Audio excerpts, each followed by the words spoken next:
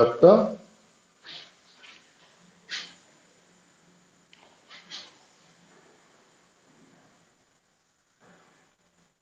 तो आज हम पढ़ेंगे intensity of spectral line and transition probability.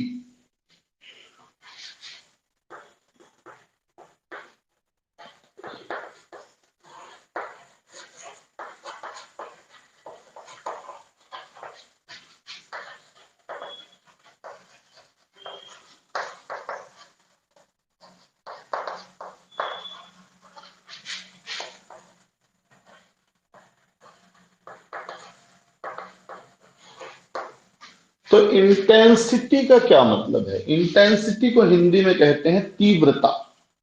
आपका स्पेक्ट्रम कितना चमकदार है। हाइट वाइट की बात तो हो गई हमारी। हाइट सेम रहने पे भी आपको दो तरह के स्पेक्ट्रम मिल सकते हैं। एक डल स्पेक्ट्रम मिलेगा, एक बहुत ब्राइट शाइनी स्पेक्ट्रम क्लियर मिलेगा। इसका मतलब हुआ कि स्पेक्ट्रल लाइन की जो तीव्रता है वो किन बातों पर निर्भर करती है? स्पेक्ट्रल लाइन की तीव्रता मूल रूप से तीन बातों पर निर्भर करती है। पहला है ट्रांजिशन प्रोबेबिलिटी। थोड़ा बहुत डिस्कशन हुआ है, अब थोड़ा डिटेल में करते हैं।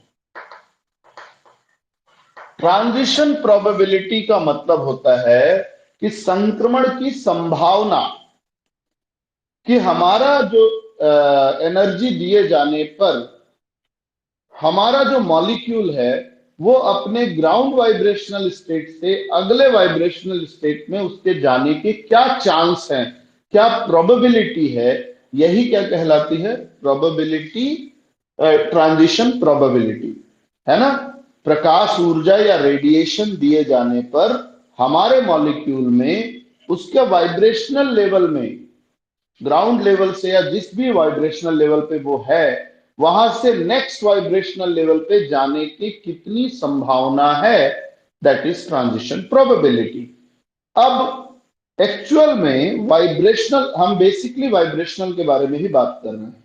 तो वाइब्रेशनल स्पेक्ट्रोस्कोपी के लिए ये अनिवार्य शर्त है कि ऐसे अणु जिनमें स्थायी डाइपोल होता है, स्थायी द्विध्रुव होता है, यानी एक हिस्सा थोड़ा पॉजिटिव चार्ज हो, दूसरा हिस्सा थोड़ा नेगेटिव चार्ज हो, ऐसे अणु ही वाइब्रेशनल स्पेक्ट्रोस्कोपी देते हैं। बाकी अणु वाइब्रेशनल स्पेक्ट्रोस्कोपी शो नहीं करते। तो इसका मतलब हुआ कि एक पोलराइज्ड मॉलिक्यूल में दो कंपोनेंट होते हैं। एक होता है इसका इलेक्ट्रिकल डाइपोल ट्रांजिशन, यानी कि जब प्रकाश इलेक्ट्रोमैग्नेटिक रेडिएशन आए और इलेक्ट्रोमैग्नेटिक रेडिएशन का जो इलेक्ट्रो वाला पार्ट है, विद्युतीय घटक, हमारे मॉलिक्यूल के विद्युतीय घटक के साथ किसी तरह का इंटरेक्शन करता है, तो जो ट्रांजिशन होता है that is called electric dipole transition. ठीक है, तो यहां दो तरह के ट्रांजिशन है, electric dipole transition and second one is magnetic dipole transition.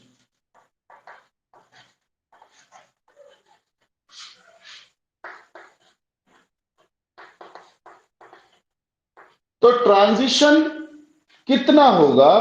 तो यहां देखिए लिखा हुआ है quantum mechanical expression for calculation of transition probability. पहला जो मेन है आपका point one, consider transition probability of electrical dipole transition. अभी हम डिस्कस कर रहे हैं किसके बारे में? Electrical dipole transition.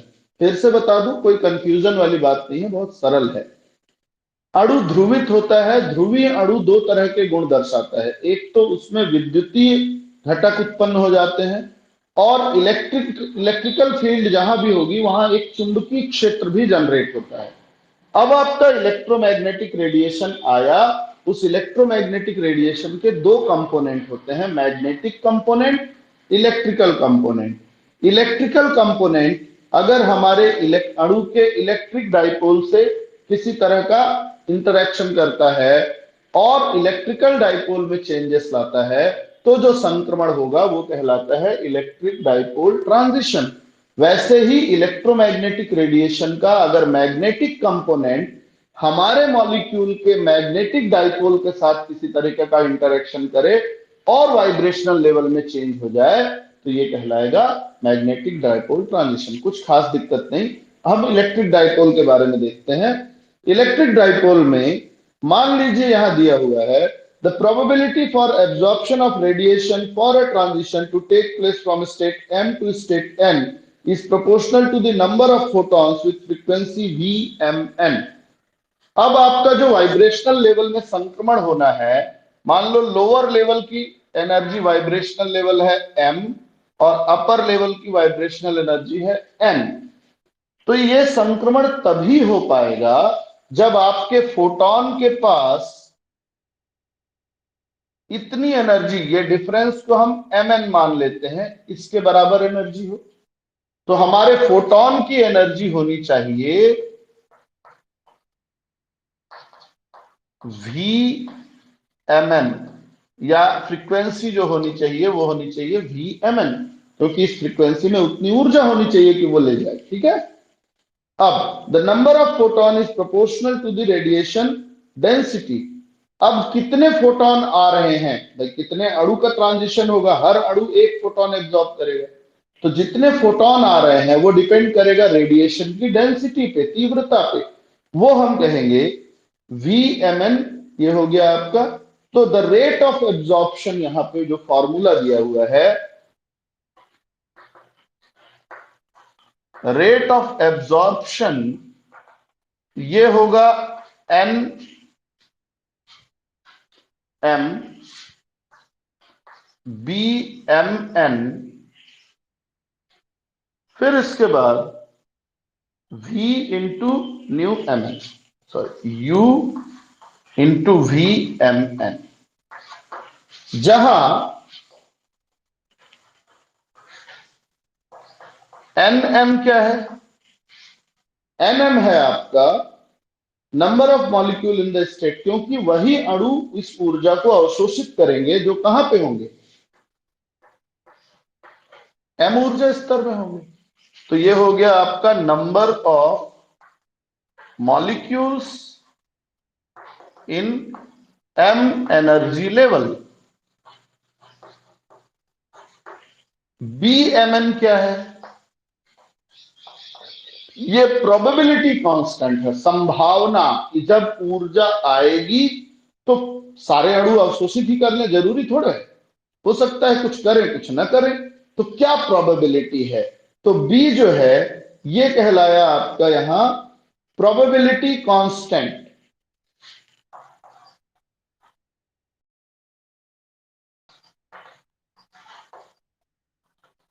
Probability constant, इसको आइंस्टीन कोएफिशिएंट के नाम से भी जाना जाता है। इसका फॉर्मूला दिया हुआ है। अच्छा, U क्या है आपका, U आपको बता दिया गया है, रेडिएशन की डेंसिटी है, रेडिएशन डेंसिटी। और न्यू mn क्या है, फ्रीक्वेंसी, वो फ्रीक्वेंसी जो संक्रमण उत्पन्न कर सकती है, कोई और फ्रीक्वेंसी नहीं, फिक्स्ड फ्रीक्वेंसी Vmn, m और n के बीच के अंतर के बराबर ऊर्जा रखने वाली फ्रीक्वेंसी। Bmn का फॉर्मूला आपको दिया हुआ है, यानी प्रोबेबिलिटी कांस्टेंट का फॉर्मूला आपको दिया हुआ है 8π² अपॉन 3h बार स्क्वायर, या h0, सॉरी h स्क्वायर है। फिर इसके बाद कुछ संभावनाएं हैं, Sai n new Sai m new, sorry D tau square. ये जो म्यू है, अच्छा इसमें कुछ चीजें जान लें। साई n, साई n क्या है आपका यहां पे, तो साई m और n जो है ये वाइब्रेशनल एनर्जी स्टेट के बारे में बताता है कि भाई साई n जो है वो किससे रिलेटेड है, इससे रिलेटेड है, और Sai m lower energy level से। म्यू क्या है आपका, न्यू जो है ये है आपका molecular electrical dipole moment operator, यही मेन चीज है। म्यू है आपका इलेक्ट्रिकल डाइपोल मूवमेंट। तो आपने देखा कि जो संक्रमण यानी रेट ऑफ एब्जॉर्प्शन है वो डिपेंड करता है बी के ऊपर, बी यानी प्रोबेबिलिटी कांस्टेंट पे, और प्रोबेबिलिटी डिपेंड करती है इलेक्ट्रिकल डाइपोल मूवमेंट के स्क्वायर पे। ठीक, इसके आगे हम डायरेक्ट चलते हैं यहां पर। ये जो म्यू है ये कहां पे, ये किस पे डिपेंड करता है? म्यू इक्वल्स टू दिया हुआ है आपका integration of psi m mu psi n d t.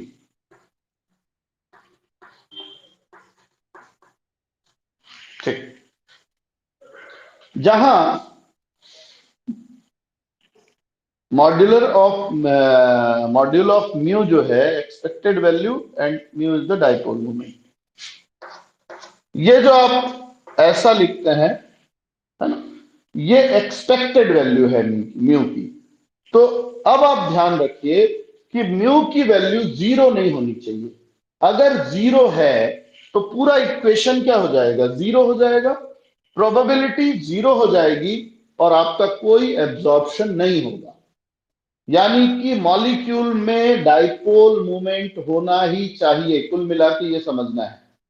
ठीक, तो डाइपोल मूवमेंट जब होगा तभी ये संभावना होगी कि दी गई फ्रीक्वेंसी की रेडिएशन को हमारे मॉलिक्यूल एब्जॉर्ब करेंगे और स्पेक्ट्रल लाइन जनरेट होगी। तो ओवरऑल जो ट्रांजिशन प्रोबेबिलिटी है, प्रोबेबिलिटी का मतलब कि जब हम दिए गए मॉलिक्यूल को उसके वाइब्रेशनल एनर्जी में चेंज के बराबर एनर्जी दे भी रहे हैं तो कितनी संभावना है कि कितने मॉलिक्यूल उसको एब्जॉर्ब करके लोअर एनर्जी से हायर एनर्जी में जाएंगे। सब चले जाएंगे, 20% जाएंगे, 5% जाएंगे, यही बताना क्या है, प्रोबेबिलिटी है।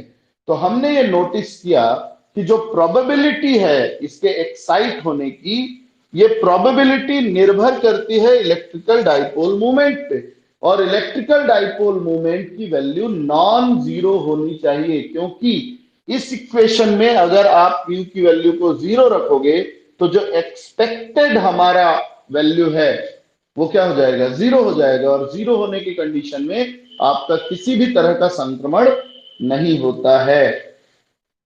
अच्छा, a transition is forbidden if mu is zero. देखो इसमें कंडीशंस दी, उसका स्पेक्ट वो ले लेंगे आप लोग, फिर मैं पता नहीं लिख पाऊंगा या नहीं, है ना। ठीक,